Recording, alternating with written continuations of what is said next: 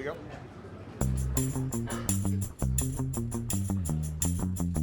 Hello, Atlanta, Georgia. How are you all? I hope you're well. I know I am. Oh, you did it. You came to the right place. Do we have more squares? Harmontown is now in session. Put your hands together for the mayor of Harmontown, Dan Harmon.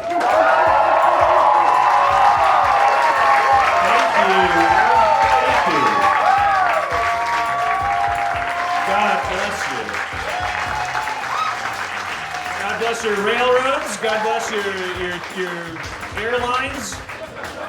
God bless Coca-Cola. God bless AT&T Mobility. We are in what's called an alpha city, Jeff. We are in a center of world commerce, Atlanta, Georgia. What? This is a gigantic, like, global. It's been the nexus of American civilization and beyond. I'm not being. It sounds like I'm being sarcastic, doesn't it?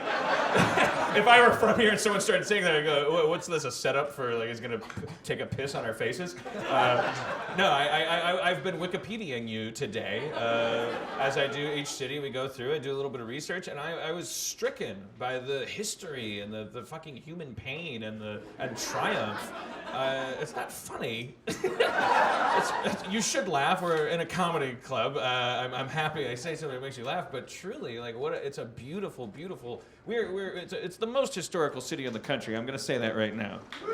I'm not an expert. What are you basing that on? Well, you know, you'd have to go like, well, what about Virginia, Dan? What about Washington D.C.? Fuck politicians. This is the politics is not history. History is blood and humanity. Atlanta. Like, probably out of any city we'll be to on this tour, maybe out of any city in the country, certainly paid the price for the Civil War conflict. Like, just sat here and got destroyed. Like was just in the crossfire because it was at the center of all these railroads. It was a strategic location for military operations. So, you know, this guy, General Sherman, sounds like kind of a dick move. Just because it was on its way to Savannah, right? Just decided Atlanta should be burnt literally to the ground, every scrap of it, except for hospitals and churches, quote Wikipedia. So that everyone can sit and go, "Dear God," or heal my leg, my house is gone, and everything. But it goes beyond that because and I think this is really, really, really interesting. Like I don't know where we'll go, and I'm not a historian, certainly not a Civil War historian, but just reading about that, I'm going, okay, so I bet this place got it the worst out of that whole conflict. I bet the suffering was the worst here. Like, the biggest battles took place around here. The crossfire was the worst here. The place was burnt to the ground by what's that? Kennesaw Mountain. Is this a rival for who got it worse? Are you saying, or is that like a Wounded Knee, like, of Atlanta thing? Okay, well, you know what? Yes, thank you. I'm not. Ken Burns, everybody. Ken Burns is here. Fucking amazing. Hey, I don't come to where you animate photos and tell you which keyframes to set. I'm not discouraging you calling something out. I'm just making sure you're maybe agreeing with me or disagreeing with me. If you're disagreeing with me, shut up for a second. Okay, but if you're agreeing with me, hallelujah. But the thing I was stricken by reading about it was, okay, so the place was just razed by this horrible bloody conflict.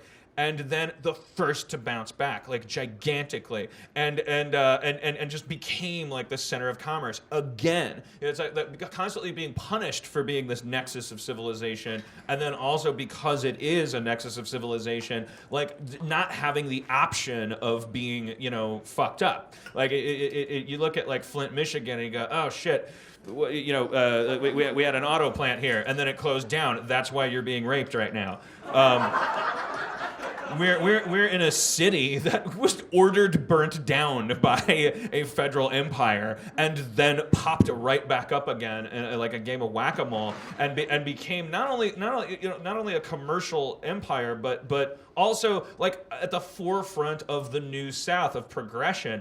And they coined this phrase. I don't know where it came from. It was your Willie B. Hartsfield. What was that his name? It was your mayor from the 40s to the 60s to the 50s, when all that shit was going down. Atlanta was this like pocket of fuck this shit. Like let's make some money and build our houses and like do this stuff. And the phrase "too busy to hate" got adopted. That's like sort of a slogan here. I don't know if it's how much bullshit it is, but I caught my breath a little bit when I read that. Too busy to hate. Too busy to hate. They got too much shit to do. There's too much reality happening here for them to engage in the idea that if you're a black person or a white person, or if you know whatever wherever you're leaning, it's there's too much shit to get done. Too many railroads happening. Too many planes coming in. They got places to go. Too much cargo to offload. You know, too much coke to make, too much AT&T to mobilize, and now they're also a media empire as well. There's a lot of stuff being shot here. It's a little, and it's not, you know, there's no White House here, and there's no but it's the cleavage of our country. It's just drink down deep. Just take a Sharpie pen and put it right in there. You mean like the Rockies and the Appalachians would be like the titties? Yeah, I didn't think that hard about it. I was just trying to think of what it is. I didn't want to say vagina because that's like it's the womb. It's a deep, dark, painful, joyful, creative. You were really busy. Vessel. You were really busy on the internet in that bus ride today, man. No, it's just the hotel lobby. I went down, I had a Kettle One, and I pulled up Wikipedia. I said, what is Atlanta? And I'm in love. We were in Texas. You probably heard me blowing them when we passed through. But I'm not. I didn't say, oh, Texas is great for any reasons. I'd say Atlanta's great. Like Texas. And I also didn't give a shit about Austin. I was like, Texas. We're in Texas. Let's talk about my infatuation with Texas. Is this? And the cool thing is, we get to spend some time here. Actually, we were doing an early show because we have to get out of here because Bob Goldthwait's coming in, and then who is awesome. But we actually get to spend the evening and the night here and not have to get up, like, not get on the bus at the crack of dawn or at 4 a.m. or whatever. It's awesome. Yeah. I probably have to write some scripts though. I think it's like, I think Fox and CBS. Do you have to write while you're on the road? I have to write right now. I have to. Yeah, I should have a laptop out and going. Fade in. Natalie's. She's hot, but she's smart. I'm feeling very vulnerable over here because in the club tonight, I normally have a little iPad. I have a little iPad and I play music and I put rap beats on so Dan can rap about fucking your mama. And believe me, it's going to happen tonight. It's just, as sure as the South will rise again. It is. No mama will be unfucked in this country. And frankly, he will not give a damn. But also, my iPad is up there in the booth, and Dustin Marshall, our podcast recorder, I'm gonna have to call out audibles like a sideline coach, and go like beat number 2. So you're accustomed to a little more control, and I'm traveling with Jeff, and I'm getting to know him. I've been friends with him for over 10 years. We've never been through this experience together, and I really noticed a tangible difference today because I got off the bus and I went to my hotel room. Like Jeff, he can't wear this suit all the time. Like there are moments when he's like wearing just a sweater, but he just looks like this, and those are his vulnerable moments. This is how he sleeps, wearing what I'm wearing. For the podcast listeners, I'm dressed like Jerry Mathers in 1990, like when they were maybe fucking around with a new Leave It to Beaver show.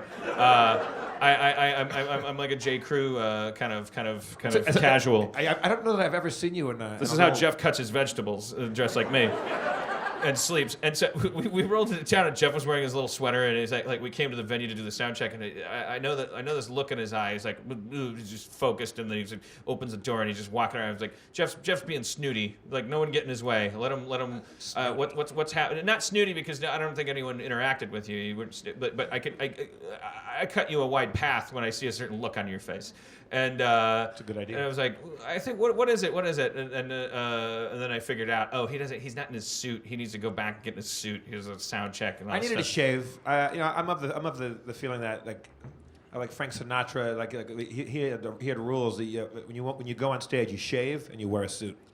So I'm the opposite. We rolled into the hotel, and I was like, I'm gonna go have a drink, and then we'll go to the venue. And Aaron said, "You have to change your clothes. You You stink. You look gross. Your pants are from a different era of body weight. You look like you have a load in your pants. Like you you brought all this nice clothes, just change. And I said, I want to have a drink. And I actually really said, and I wasn't being ironic. I said, do you understand that I'm a baby? and she went, yes, I do. I'm changing you. And she made me put on this seafoam sweater and these navy blue pants, and I feel great and all this stuff. But meanwhile, in a different hotel room, you're going, my clothes give me my power. So we're opposites there. I would have come out here in a diaper and I would have just pooped, and if no one else had said anything, I wouldn't have known it was a bad thing. Yeah, it's obviously there's a live crowd, but for a podcast, I'm surprised you didn't just come out in a bathrobe, because should. You used to show up at Paramount for Community in a bathrobe, didn't you, or pajamas? Yeah. You used to show up at work in pajamas, like you were like one of those. Who was it, the crazy brothers that made The Matrix, and the guy started just dressing like a crazy. Yeah. Yeah, I was kind of like a lazy, non-gender Wachowski brother. I'm just looking at my Evernote notepad here. My armpit smelled worse in Louisiana. I wanted you guys to know that. I don't know if that's to your credit, but I felt like it was. Like I felt like the humidity level there. Like but I don't think I could ever live anywhere in Louisiana. Yeah, I caught a little bit of that walking past you, and it was weird. It was like a Coachella Burning Man kind of like. There's got to be a humidity thing. Like there's certain chemicals in my armpits that don't evaporate in Louisiana quick enough, so you're getting a certain combination there. That drug enforcement checkpoint, what the fuck? This is a crazy. Where were we driving from? Texas to Louisiana, and there was this sign that said drug enforcement checkpoint, half mile. So everyone freaks out because, shocker, we've got weed in the bus. There's a reason we're not flying. Like if we wanted to have to deal, what the fuck?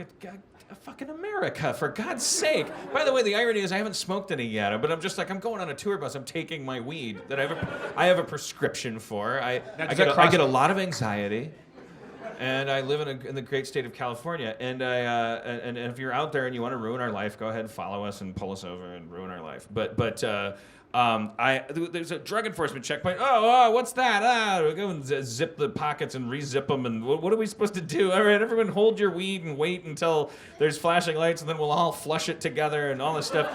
And then nothing happens, and nothing keeps happening. And somebody gets on the internet and looks it up. They put these signs up. They're like tricks. And because obviously nothing could be more unconstitutional than a drug enforcement checkpoint. But they put the signs up, and anyone who gets off on the next exit, they follow. It's like hipster profiling. Like they figured out a new way to detect. I think also they're looking for people that are ditching stuff out the window. I feel like that just maybe is some enterprising drug addict who just put that sign up. Him and his buddy's like, no, need it, got it, need it, got it.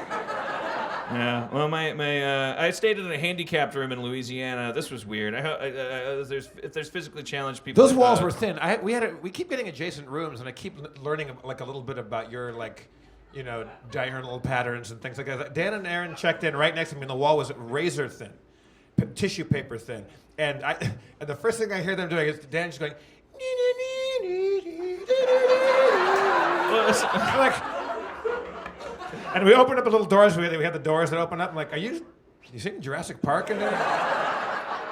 Yeah, because it feels like when you get off a tour bus, you're like, it's very constrictive. And like you say, everywhere you go, like there doesn't need to be dinosaurs there for it to feel majestic, I'm in Louisiana. It's great. There's a bandana for sale in the gift shop. I can feel alive and free. I don't know. I feel John Williams-y when I get off of a vehicle. I feel like I'm looking at a brontosaurus. Handicap. It said handicap room, and then there was a button. I don't know. I hope there's somebody in the room that is physically. I don't know what the latest phrase is, but physically challenged that knows what it means when you have a handicap room. And there's a doorbell button outside the hotel room, and it says press and hold for 5 seconds. What happens then? Can handicapped people just rob me? Like they don't need a key? They're not that special. They don't get to just rob me. Was there like a handrail in your shower with a special? No, there was nothing. The only thing, and this is on them, not me. Like the air conditioner didn't work. So the joke becomes obvious, like, oh, it's a handicapped room. That's not my fault that they did that.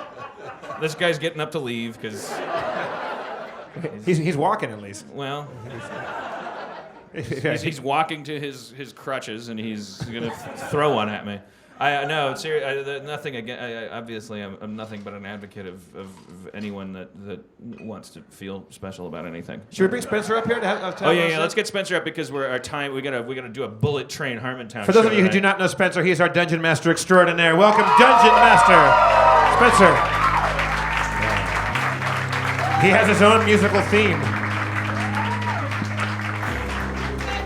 How's it going? Mike, how's it going? Wait, we can't get a mic stand for Spencer. He's got to roll dice and shit. I don't need a mic stand. Oh, he can use mine. I'll go al fresco. I guess I need a mic stand. So Spencer, how have you been enjoying your trip Great. so far? I've been enjoying my trip so far. He's Dungeon good. Master. He's very good. I doubt there's anyone here who doesn't listen to the podcast, but and I don't think there's anything we can do to make you enjoy the show if you've stumbled in here going, I want to see some comedy. But just to refresh you, Spencer is our dungeon master from. We asked if there was a dungeon master in the audience in Los Angeles. His hand shot up, and a friendship was born. And now he's on the tour bus with us, and we're learning all kinds of things about him. And the other shoe's not dropping. You keep waiting to find out that he, always like hangs his underwear on his. I'm a little worried because I sleep like a beautiful little angel baby on those tour buses, and I think everyone else has too. But every time I come out to the front area, you're wide awake. You're having trouble sleeping on that bus. Yeah, and every time you're sleeping, I'm just standing there.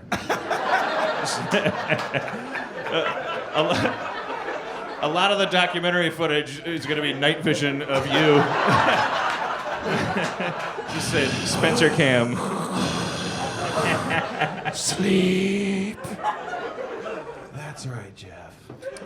We had a lovely little moment that was documented, I believe, in some sort of video footage and some pictures where he taught me how to play. He actually took me through my character sheet, which I've never really bothered to learn about. And for his trouble, I taught him a few chords on the ukulele. Yeah, it's beautiful. It's great what's happening. It's great. It's a lot like the city of Atlanta, this relationship. It just keeps building itself up and then randomly being burnt down by things. Did I tell you, Jeff, that again in 1917, Atlanta was just caught fire just out of sense memory? It's just a sad city that just, we should be burnt. And they just burnt to the ground again, and they built it up again. What were the circumstances of that? Someone Ken dropped Burns? a What match. happened? I only know about Kennesaw Mountain. All right. That's it. We should journey there. Also, here's the most progressive thing about Atlanta: their first race riot, 1906. Now that's thinking ahead. That's way before it was cool. Yeah. I mean, you didn't even need to have a race riot back then. It was like you could just have races just being oppressed and stuff. And they had a full-blown riot in 1906. Like a bunch of people died. This is a future city. They're always looking down the road. I think it's the longest you've gone on a Harmontown show without fucking somebody's mother. I don't want to force it, but. Sherman's mother. Fuck. Okay, General Sherman's mother. Yeah. Okay. All right, Dan, we have a couple of new beats. Dustin, so you what? I did some. You what? I know the Oh, good. Oh, you know the chorus? What's your name? Deanna. Deanna. Okay, we'll bring you up in a bit, All right. Deanna. Oh yeah, that's a very. No, let's bring her up now because we got to do a Reader's Digest. Where should we? Yeah. Take this. Here we got another stroll. I could just. She could share my mic. Because. We also have this. Oh, okay. I'm finding all kinds of shit backstage. All right. He just brings out a giant banana. It's a pencil. A pot of gold. This is a great room, by the way. I'm sure some of you come here all the time. This is obviously like a comedy mecca. Yeah, it's cool. I like it a lot. It's really cool. People seem very proud of being here. Like, a lot of cities do. Austin's very proud of being Austin, but like people I know that are from Atlanta, like they're really proud to be from here. They should be. I mean, on paper, it's not. I haven't walked around and touched any of the fountains, but from what I've read, they should be. All right, Dustin, pick one of the new. We got two new beats for you. Oh, Jesus Christ! Yeah, you're gonna need the handicap room. Yeah. Do you like that one? Well, it doesn't. All right, well, this is just a warm-up. We won't use Deanna yet. No, but this is fucking Sherman's mama. Oh, okay. Did you like that beat? You want to hear the other one too? I don't know. Well, I don't like General Sherman, so fuck it. You know, let's give him a shitty beat. Yo, yo, yo, yo, yo, yo, yo, yo, yo, yo, yo. I'm General Sherman from the Union Army. My butt is full of peanut butter. It's swarmy. I don't like my mom. I fuck her. I'm a big doo-doo head. I'm an asshole. I belong to a machine, an empire that does what it pleases to me. It's stupid. I'm trying to get historical. But I'm General Sherman. I'm retarded Cole. Wait, I thought you were. General Sherman wrote that rap badly. He doesn't know what he's doing. He just burns shit down when it's in the way. He's an asshole. So that wasn't you fucking Sherman's mom. That was Sherman. That wasn't me fucking up a rap either. That was. I did that artistically. Like that was a meta commentary on what Sherman's rap would be like. It would be a disaster. It would be uncoordinated and brutal, and the word retarded would be in it, because he's an insensitive fucking like lout, like decking himself in medals that he didn't earn. He got a butt full of peanut butter. He's swarmy. Swarmy? I assume there's like ants are coming because of the peanut butter. I don't know. All I know is fuck you, General Sherman. Where was he from? Is it a town we're going to on the tour? Actually, I don't know. Ken Burns? He's from Pittsburgh. Huh? Does anyone know where? Where's Sherman from? Oh, who cares? Yeah. We just know he's not from Tooth Mountain. Kennesaw Mountain. Kennesaw. Kennesaw? It's right on the Tennessee-Arkansas border. What is it? Kennesaw? Kennesaw. What happened there? What happened? It was just a great battle between. It was one of the few battles that the South actually won because we were up on a mountain. Oh. And you just like kept rolling rocks, and the bullets were faster because it was downhill. You guys should have just stayed on the mountain. Well, we tried. But Yeah. he had to go around Marietta and Kennesaw Mountain because they could not take the mountain.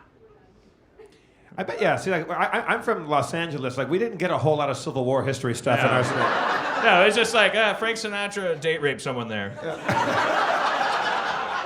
This is the battle of the four-door sedan. She wanted to get out. She kept saying no, but not quite no. And then back then it didn't work. And then it's like, And then Sammy said something, but then. Not a lot of history there. Just a lot of Disney places where Disney ate. Edit it out. All right. What were we? Oh, okay. What are we looking at time-wise? We're gonna. 4:36. 5:36. 5:36. He's not the time master. 6:36. Spencer, could you be the voice of the skeleton crotch above me? Every time I go to the skeleton crotch. For those of you listening in podcast land, there's one of the cool things about the room is that there is a full human skeleton poised the Crow style above my head with its pelvis directly above my scalp. About to take a calcified shit all over you. What do you think about tonight's gig, skeleton crotch? You look like you're dying, and I'm dead. I'm getting heckled by the skeleton crotch. He's jealous of your flesh. Yeah, it's 5:37. All right.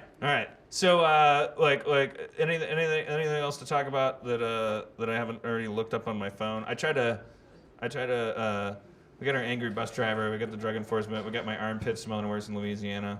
We have to get our bus driver on the stage at some point because he's. I want to start like creating a constitution for Harmontown. There's a discussion of this on the Harmontown forum, but I think that like it has to be based on the rule that everybody gets to do whatever they want, which I think is kind of it could theoretically end there, because the only exception to that would be if you doing whatever you want gets in the way of someone else doing whatever they want. So, for instance, if I want to punch you in the face, but you don't want to get punched in the face, then we have a complication there.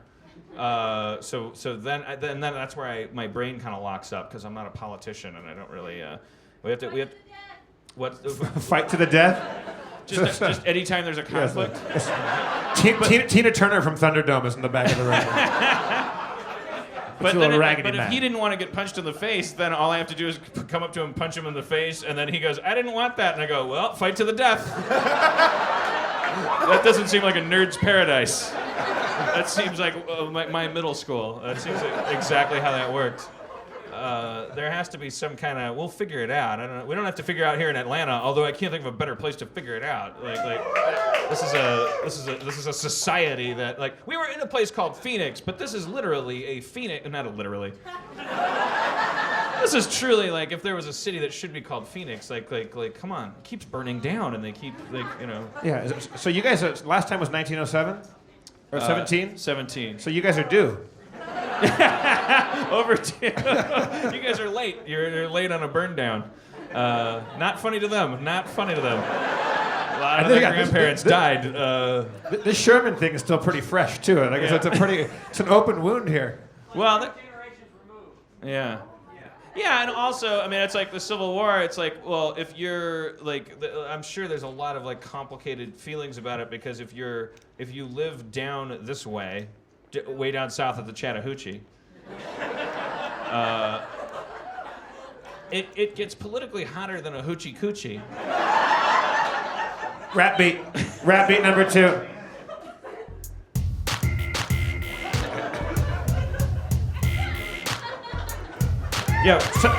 Southern rap. Yeah. It's a hotbed of political intrigue. I fucked your mama like her name was Cheryl Teagues. I fucked her in a bed on TV. I fucked your mama with the base of my knee. I went like this. I went like that. I put on my coat. I tipped my hat. I said, "Madam, Southern hospitality. That fucked your mama. That's reality." I walked out the door. Said, "Fuck it." I fucked your mama. Put her in a bucket. Took the bucket. Threw it to the moon, said, "So long, bitch, maybe I'll see you soon." Then I went back up there and saw her again. Fucked your mama 8 times, then fucked her 10. I thought,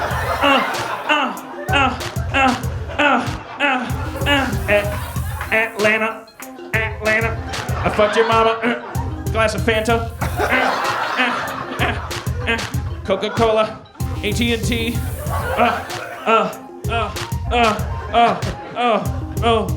Railroad Town, race riots, Railroad Town, Home Depot, Home Depot, Home Depot, Home Depot, Home Depot, Delta Airlines, Delta Airlines, UPS, UPS. I'm not rhyming, I'm just... Yeah, thank you. Yeah, thank you. Yeah. I've never been prouder. Not only is that just good stuff, is that just top grade entertainment, what you just did right there. I just have to put myself in the shoes of somebody that's only heard this on the podcast and not having seen you do it in a little seafoam green sweater, your little J. Crew pants. Do your little bit toddler dance. You really are a baby. Yeah. You sing about pee-pees and poo-poos. And my desire to fuck your mama is really just a desire to get back inside the womb. That's the last thing you did was be inside a pussy. Yeah. But that's what humanity's trying to do. That's it. You saw 2001. It ends with the, I never got that. Although I saw it when I was it's like man is 9. evolving, Then we create robots. Robots turn on us, but then we become something different. We become a space baby. the monolith represents the like kind of like plot points of civilization, humanity. Like the apes they touch it, and then one of them figures out, I can use this femur bone to beat another ape, and then it throws it in the air and it becomes a space station because everything that happened in between is meaningless. It's all just beating each other with femur bones, and then we're on the space station. That's as far as we get, and then machines gain sentience and start murdering with their femur bone, i.e. airlock doors. And we move on, and we become, it's a thankless job being sentient. It continues. I'm getting applause from the Kennesaw Mountain. Yeah, Kennesaw Mountain guy. Ken Burns signed off on that synopsis. He loves Kubrick. He loves Kubrick. So you like Kennesaw and Kubrick? Kennesaw and Kubrick and a flip-flop margarita. I'm Jimmy Buffett, hanging out. Pleased to meet you, senorita. What do you think about Jimmy Buffett? I know. Yeah, he makes my fucking skin I crawl. know his flip-flops are too fragile. Yeah, because he stepped on a pop top. Yeah, if you can't step on a pop top without blowing out a flip-flop, you're an asshole. You gotta get better flip-flops, and don't burden the listener. I've got a problem about the plot point of that the big crisis is that he's lost a salt shaker because they're everywhere. You can get salt. He's lazy. He's hanging out. This isn't ancient Greece. You have to carry Brian in a sack. It was the 70s. We were hanging out, right? Yeah, no, he blows. Well, he was just. Thank you, sir. Thank you. I don't think you're gonna find a lot of people sticking up for Jimmy Oh, they Buffett. do. I think the only voice you'll hear sticking up for Jimmy Buffett is like a laminated menu at like it won't be a human being. It'll just be a menu. Like it'll it'll be like a fictional guy named like MJ McFunninhan. Do you think we could use our country riff to see if you could try to outdo a Jimmy Buffett lyric just off the top of your head? I can do anything here. I'm in Atlanta. This is the city that invented rebirth.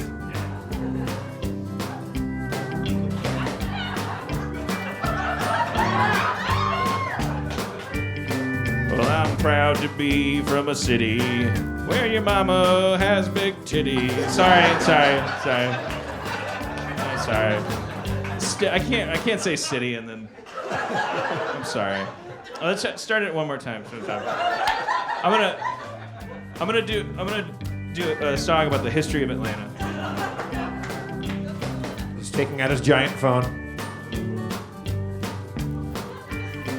Well, choo-choo railroad town, Atlanta's going down in the heart of the South where the freight trains come through. And I'll tell you one thing, brother.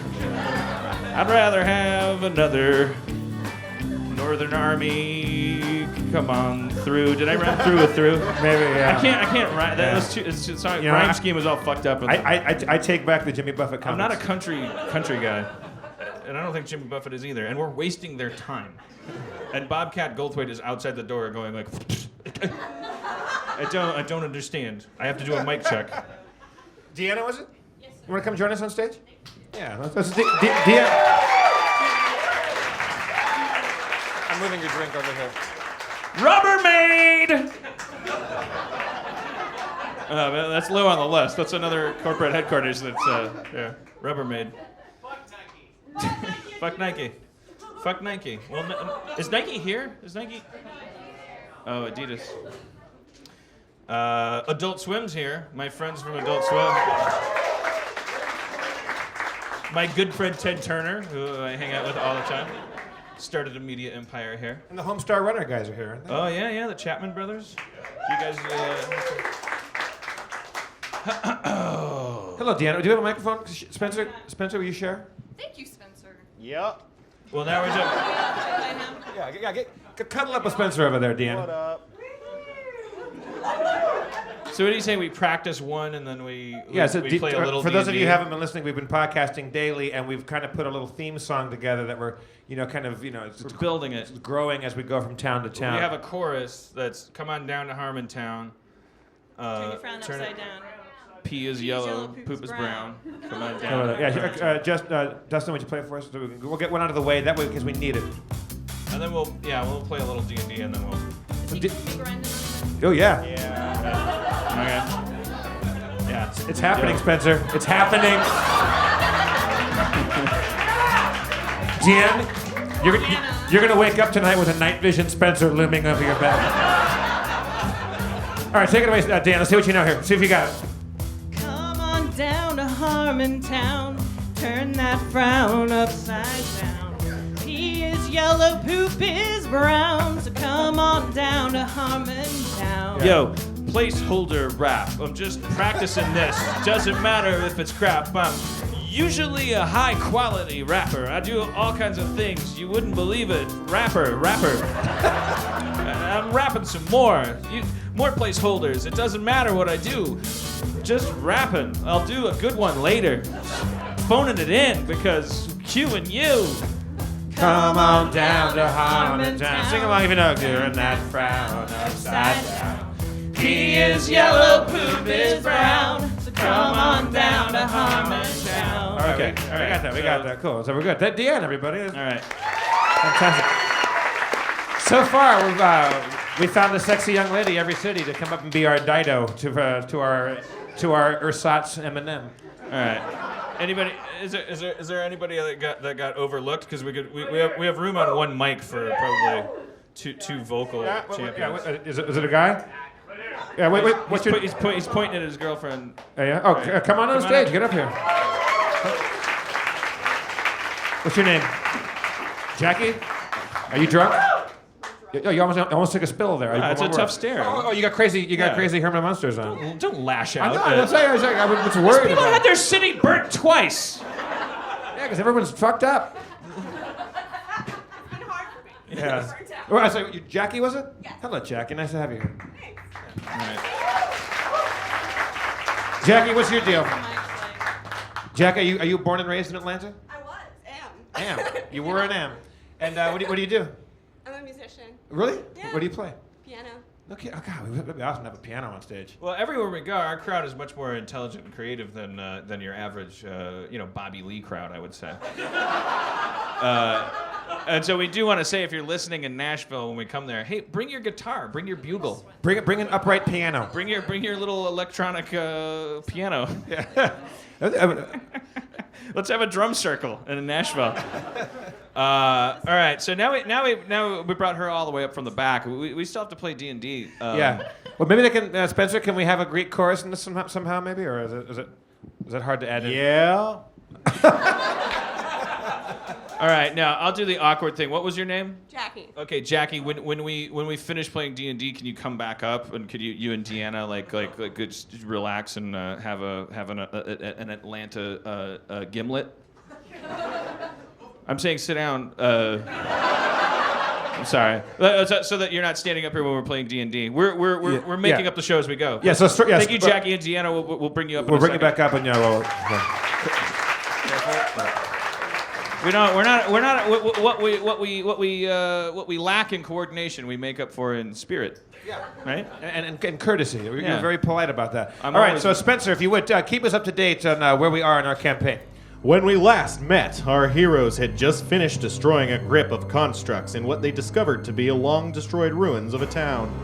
Mulrain was out of sorts and excused himself. It was just then that Sharpie tripped over an old charred book. Within the covers of the book, Mulrain's dark past opened before them. Once a female and a mother of 5, the arranger awoke to discover her children perish in a blaze. Her mind broken, she sought out a new identity. Happening upon a cursed belt of gender switching, the grief-stricken Mulrain took on a new, more masculine role and buried his past with his children.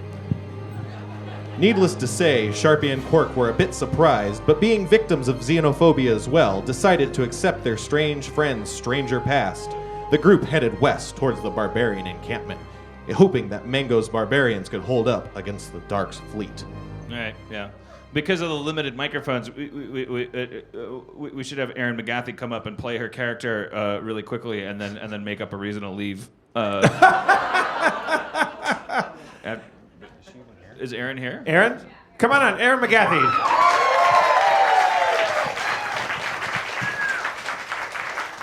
Erin is selling merchandise. She made I don't know. She didn't knit them or anything. Had all the T-shirts. She's been the merchandise czar for the whole thing, and is like merchandise maven. Share a mic with me.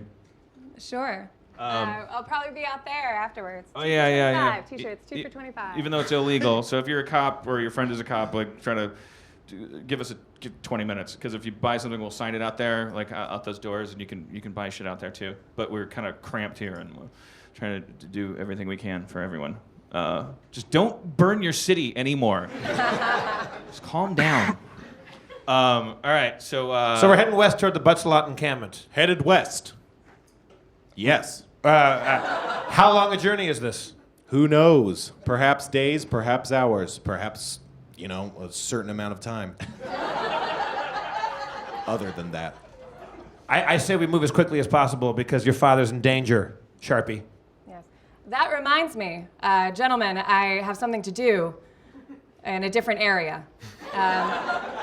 I may be trying to find a belt to turn me back into a woman, because I did reveal in our last installment that I might have feelings for Sharpie. I'm embarrassed. Please try to forget what I said, but I must depart. So you're a man and you want to turn into a woman so you can be with with the guy that you love. Ha! Adventure! All right, Aaron McGathy. Wait, we can do that? We can just tell her to leave? well, there's not a lot of mics up here. Jeff's eyes just lit up. You make your way back through the hilly Butts expanse. You hurry in the hopes of making it to camp in time. As you get closer, you can hear the screams and shouts of pitched battle, the war cries of barbarians. Sorry. Reaching the crest of a foothill. I can't do both things. You can see Yellow Camp. The grand yellow tent is splattered with blood. A massive pit near the camp seems to be the locus of the warring forces. Corpses of gnolls and humans lie strewn across the ground, and you can see destroyed cylinder constructs, ripped to shreds and lying in piles of metal cylinders. You can see a massive line of at least 60 cylinders pushing back the barbarians towards the rim of this massive pit. You recall this excavation site from before, when they discussed they were digging for something. Yeah, That's a throwback. so there's a bunch of those cylinders that we fought, and they're pushing the barbarians towards a pit. I get so confused. I know, man.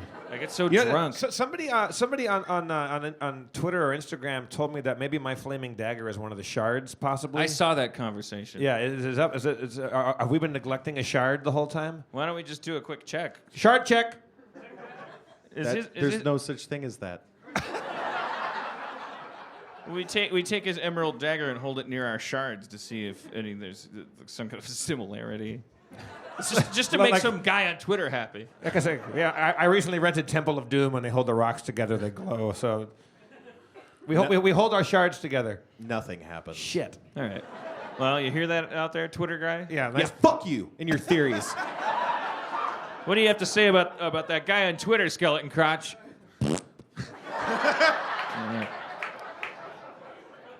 Ghost fart. All right. So You're looking at a fight. yeah, we're looking at a big fight. Then apparently, I mean, it was hard to kill 3 cylinders, but there's a big line of them now. Yeah. Do I see my dad? You don't. You grow worried. You're just standing. I'm stumped, man. People are dying. By the way, if anybody out there's a D&D fan who knows what to do and has any advice, please help us out. Make a perception check. Was that Ken Burns? Ken Burns Kennesaw wants us to- Mountain. And who's the other one? It's also had a K. Kubrick. All Kennesaw, Kubrick. Perception check. Perception check. I do a perception check. In 3.5, that's known as a spot check, but Spot check. you see that the pit, that the cylinders do seem to be pushing towards the pit with purpose. They aren't just fighting; they're looking for something.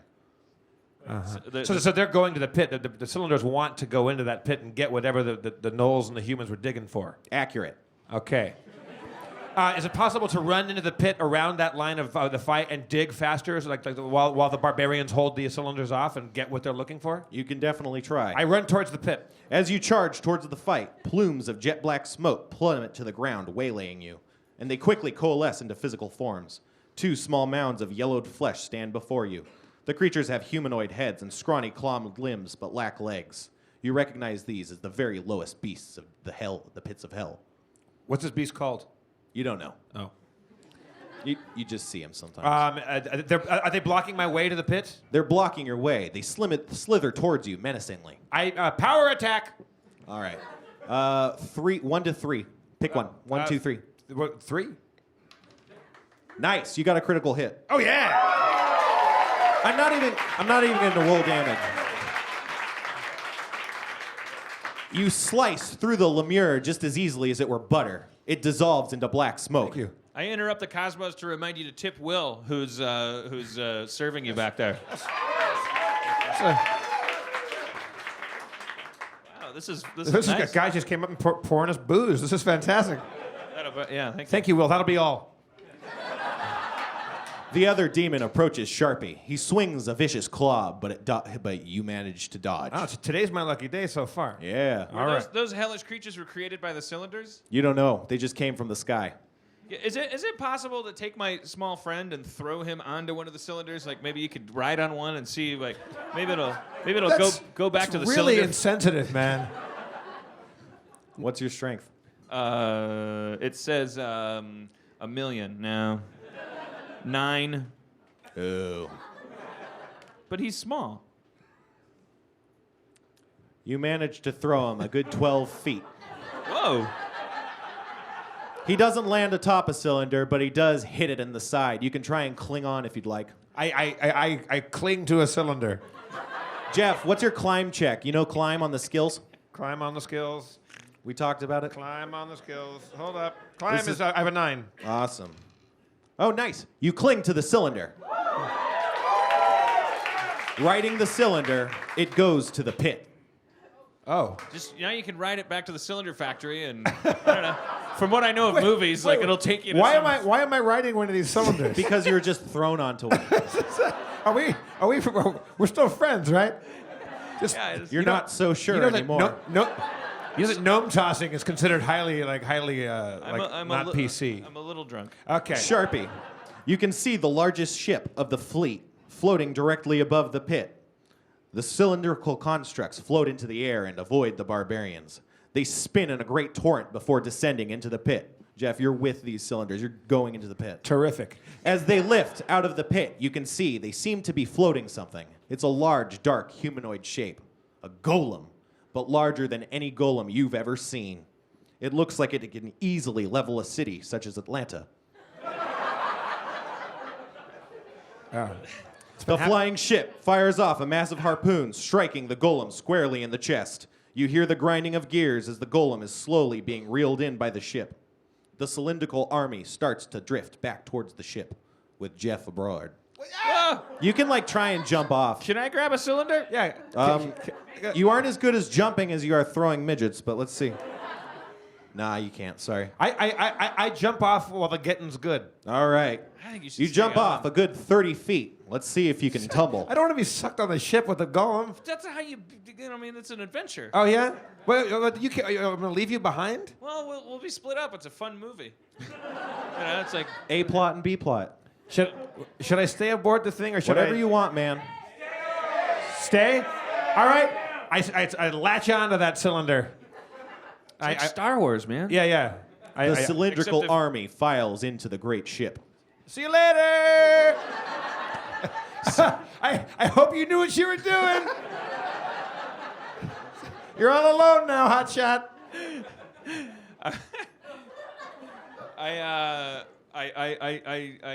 I can't text Mulrain, right? That doesn't exist yet. So the cylinders are going up into the ship, and Yeah. that seems like a good. This is a cliffhanger moment. Good spot to stop Okay. in a show that has to be kind of. What will happen?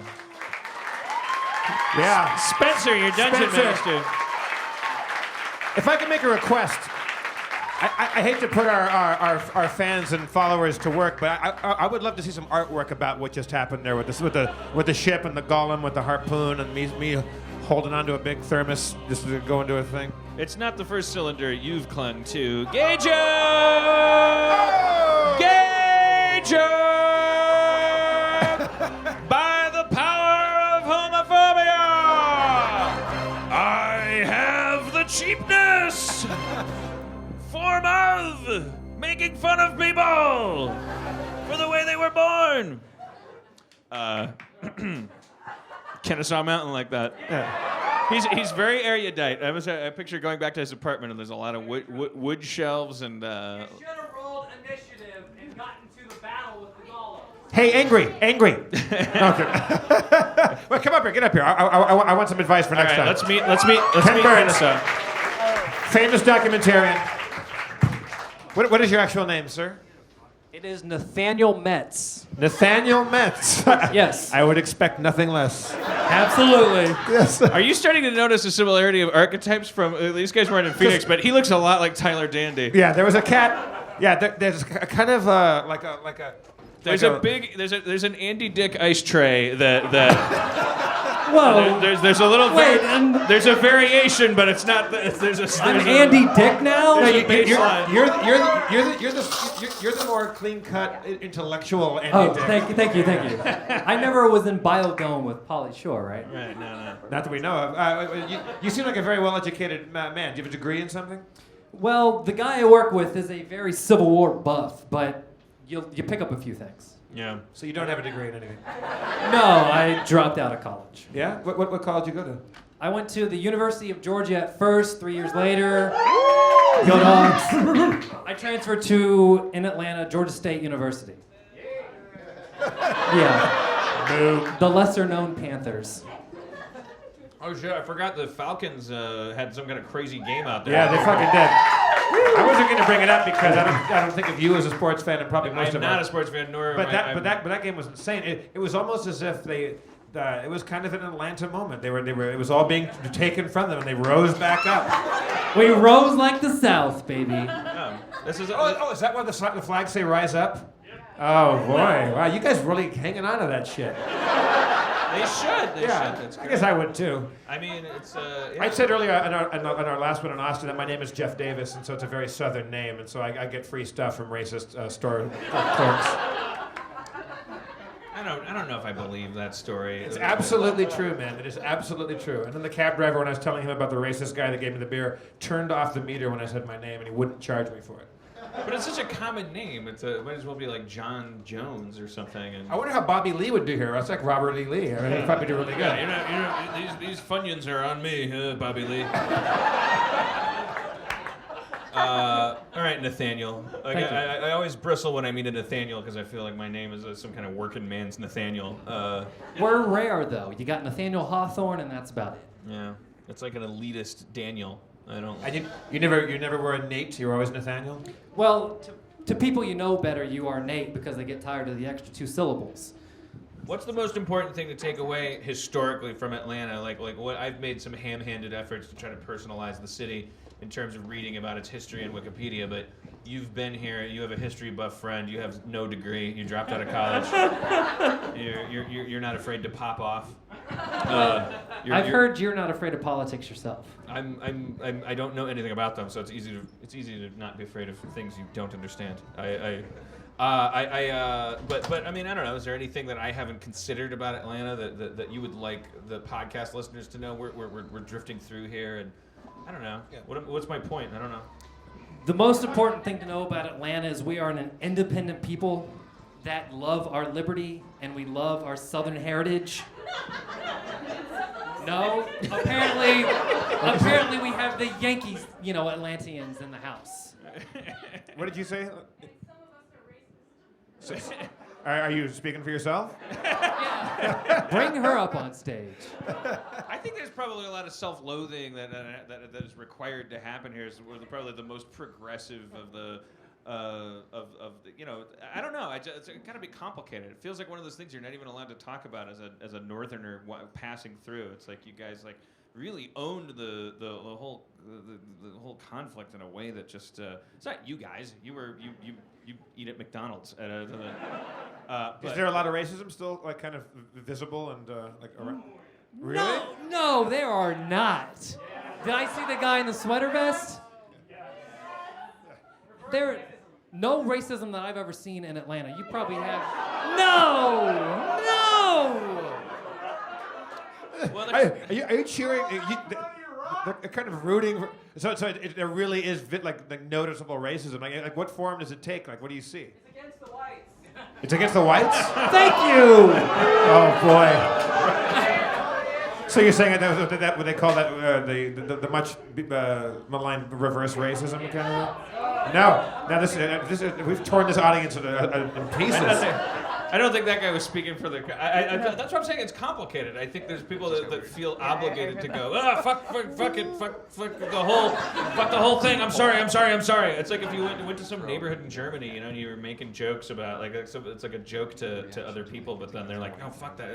God damn it, you don't understand. I was raised taking that shit seriously, and it's like I'm plagued with the scars of it, and on either side, Nathaniel seems to think that it's done. It's all over. Well, I think the beautiful thing about Atlanta, it's from what I've read, is that you actually can find pockets where you could believe that because it's like I'm telling you.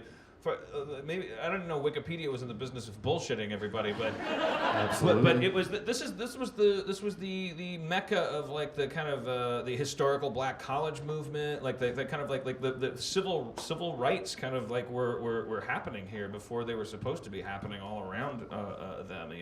There were people in different places cracking eggs in people's heads because they were sitting at the wrong counter and all this shit, and it was like Atlanta was trying to get its shit together, while trying to maintain its identity. It's got to be a very complicated place to have lived back then. I don't know what my point is. Fart break! I have no idea. What would be interesting would be to sit down and smoke a joint with somebody that lived here and just like hear the whole thing, and then you'd only be getting like 1% of the whole story. Why don't we all just pick a place? Let's all go smoke a joint. I'll go hang out afterwards. We'll get high and we'll talk about race. Yeah, way to go. Harmontown. There should be a section of Harmontown when we colonize the moon. There would just be a borough where you can only talk about race. That's all. Racetown. It'll just be called the racial historical district, and so all the shops have to have a racial theme. They could be racist, they could be anti-racist, but it's just like everything. And that way, will reduce consciousness of race to like a gimmick. So it'll be like, hey, it's the race parade, and it'll come through the other. But then the other sections will be, no, we're too busy to hate, which is. All right, so Nathaniel, what the fuck? No, hey, I only made a scene tonight because I just want. This is Dan fucking Harmon, and I have been paying attention to this man and Jeff Davis for 6 years with laser fart. You don't even deserve to be in this war. I can't tell you how important these two men are to my comedy life. Yeah. He's not a bad person for loving me. Sometimes you just love me. Hey, I've seen this Dan Harmon talk about how loathsome he is and how fat and obsessive he is about himself. Which makes me a god and a hero. Thank you, yeah. But you are looking more svelte than I've ever seen you. You are I'm fat. No! You are a wonderful human being. Oh, Atlanta. I have seen, next to myself, this is the most naked man I've ever seen in my life. I have seen his ass. I've seen his pubis and the links. His pubis? Pubis, that's right. This educated individual has said pubis on Harmontown. All right, Dan, show me pubis. Atlanta used to be called Terminus. That was its first name. It was at the intersection of a bunch of railroads. The Signal is the film based on kind of like pubis. I'm going to exit myself. All right. Nice. Yeah. That's the Atlanta spirit. Yeah. That's called Southern hospitality. Yeah. None of that Adam Goldberg, I'm not leaving kind of shit. Thank you. Nathaniel, let's thank Nathaniel. Nathaniel Metz. Yeah, I'm on Facebook. There's 2 different ones, but not. But Dan, I feel like we might have missed an opportunity for you and Nathaniel to rap together. I think it's certainly worth a try. Yeah, Nathaniel, you up for the challenge? Absolutely. All right, Dustin, let's try one of the second new rap off the email, if you don't mind. But when do we bring our Rihannas up? We'll bring them up in a bit. Or do you want to do to that? Well, I don't know, because I don't know what time it is or what we're dealing with. We're good. Under and no, over. This is you guys. Yeah, I like that. Yo.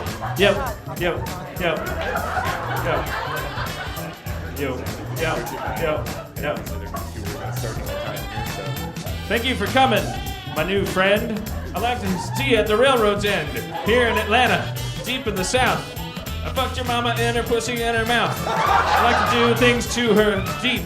I like to fuck your mama, she's for keeps. I fucked her ass, I fucked her face. I fucked your mama, regardless of her race. Dan Harmon, how dare you? You are such an un-Jew. How dare you come in my face and rap about my mama in her place? You need to go back to Community and tell Chevy Chase to fuck off, that stupid bitch. To send vacation that bitch.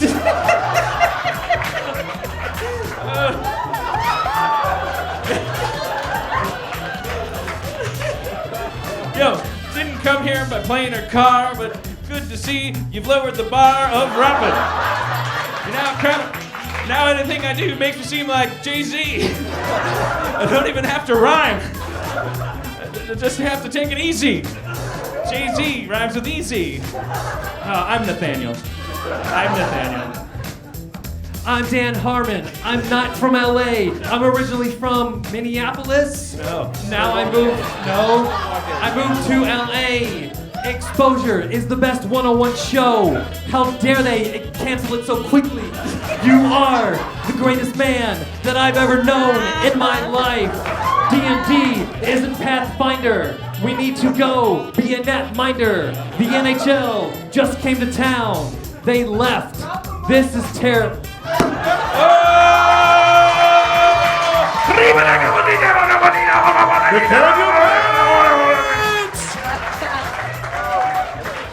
He fucking Chris rocked it. Chris Rock mic dropped it. Wow, probably the least earned mic drop in the history. Or the most. I've done some that were pretty unearned. I think the only less earned one was like just a guy working in inventory at the microphone store.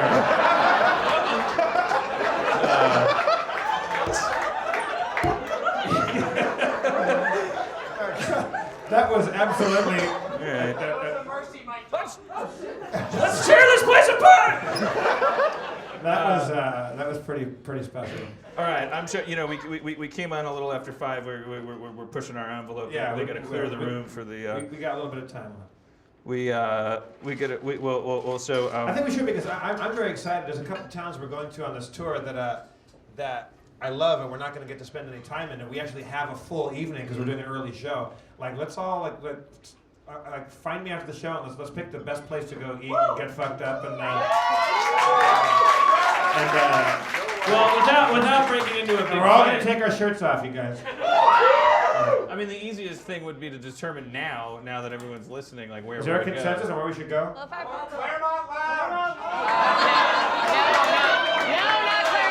Yeah, I knew that was gonna Harmontown happen. Lounge is a titty bar. Yeah. We have a winner. It's a strip club. Some of the, I think it's like the Jumbo's Clown Room. Oh, okay. It's a titty bar. Okay. Really? It's the most depressing. It's where strippers go to die. I think strippers just get up in the morning to die. They don't need to go to the Temple of Doom or anything. Bring her out, gentlemen. She's got 7 minutes to live. She's chosen a vocation unapproved by society and yet profited on. She's on 2 bottles of Percocet. Let's get her out. She's a victim of institutionalized sexism. Put your hands together for Methuselah.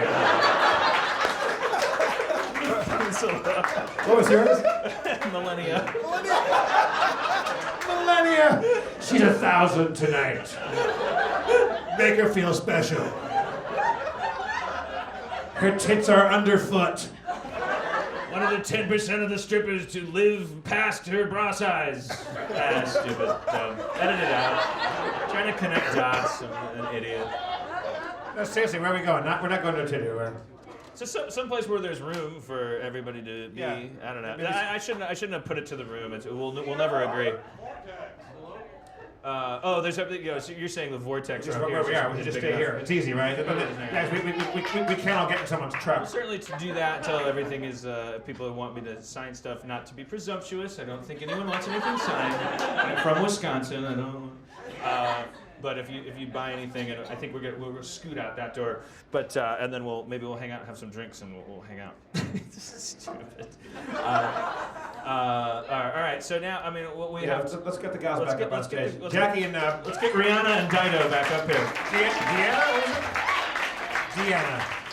Deanna and Jackie. How's it going?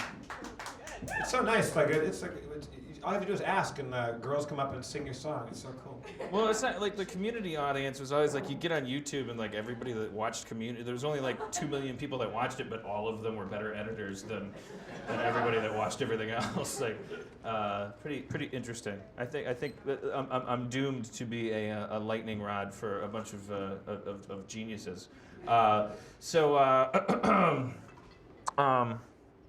I'm gonna do my farewell Atlanta rap, and it's gonna be fucking intense. Shermantown. What'd you say? Shermantown. I think if I try to every time I try to work a suggestion into it, I just you're hamstringing yourself by putting too much stuff on you. Just speak from the heart, man. Right. Yeah. I gotta just spit my fire, man. It's gotta be. You know, backstage in the green room, there's a list of rules of comedy by Bill Hicks, the great late comic. Was he from here? No, he was from Texas. He and one of them was just close your eyes and say something and like let it all rip. And I broke the first rule on it, or the one he really goes off on. The first thing I said is, "How y'all doing?" And he hates when people do that. Right. And then Spencer came out and he said, "How y'all doing?" And that's like when someone doesn't have an opening line. I broke that rule right off the bat. So I'd say just he'd forgive you. Huh? He'd forgive you. Yeah, he probably would. Yeah. He probably did it a million times himself. That's how he knew not to do it. All right. This is gonna be the greatest rap. I want you to dig deep, Dan. I want to dig deep. Like really, like reveal something, even if it's not funny. But then just sharing the, whatever's going on. Yeah. Muscles and bones in my body. I want to have some calamari. Deep fried squid. I'm so sorry for everything I do, everything I did. Order a plate of fried fish. Gonna make every woman make a wish, and then either grant it or not give it to them. Gonna do it. Gonna white glue them with my sperm. I'm so sorry. I'm trying to learn how to rap from the heart. Don't wanna do nothing on the stage. Don't wanna lay a fart. Come on down to Harmontown. Turn that frown upside down. Pee is yellow, poop is brown. Come on down to Harmontown. Yo, I feel Atlanta's mine. I feel everything I was searching for, I'm gonna find. I see people in the crowd looking up at me. Just don't wanna do anything. Don't make them drink my pee. Just wanna go to your mama's house, fuck her pussy. Sorry.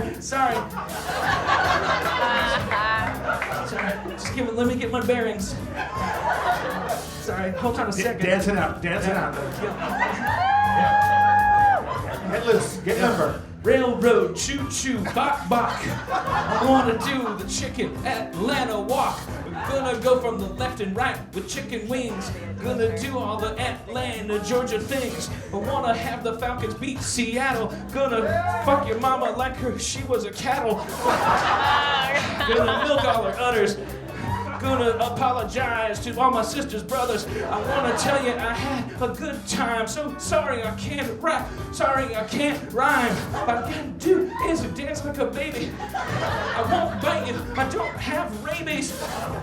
Come on down to Harmontown. Turn your frown upside down. Struggle. Brown. Come on down to Harmontown. Again. Come on down to Harmontown. Turn that frown upside down. Strength is yellow, grape is brown. Come on down to Harmontown. Rutabagas, reach for my veggies. I'm so sorry. Hammers are called sledgies. I just decided that. Sledgehammer. An abbreviation for it would be sledgy. Doesn't matter. Let's move on. Go to Home Depot. It's the store that you all know. Its headquarters are in Atlanta. I really respect you guys. That's all that matters. Give me a second. fucking it. I'm gonna take a shit. Just miming, don't worry about it. Wipe it on my face. All over the place.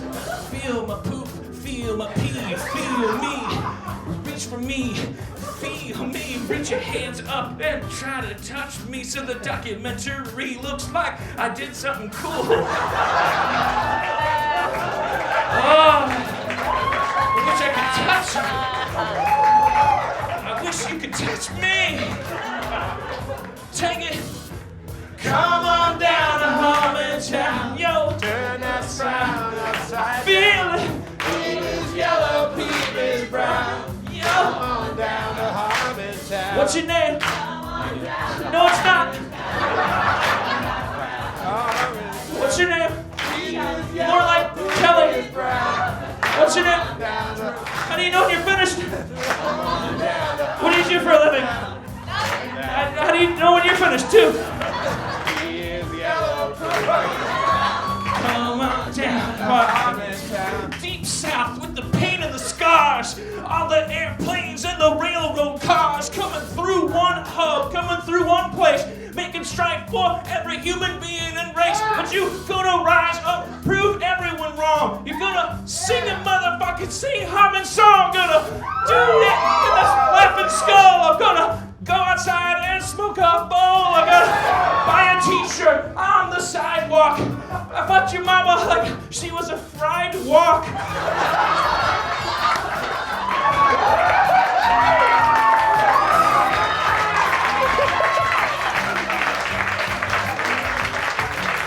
Some Chinese food.